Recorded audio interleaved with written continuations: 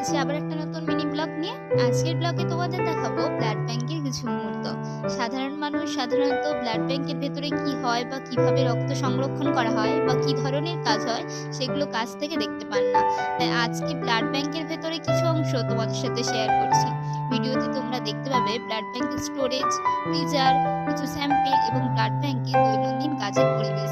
কিভাবে কি কাজ হচ্ছে না হচ্ছে সেগুলো দেখানোর চেষ্টা করেছি।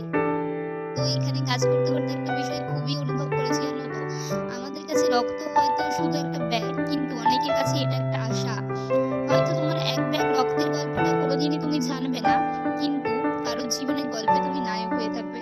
তো এটাতে একটা কথাই বলায় তোমাদেরকে, যদি তুমি রক্তদানের মতো উপযুক্ত হও, সুস্থ স্বাভাবিক থাকো, তাহলে স্বেচ্ছায় রক্তদান করতে পারো। তো এই ছিল আজকের ব্লগ। সাধারণত যেসব জায়গা বা কাছ থেকে দেখার সুযোগ হয় না, সেগুলির কিছু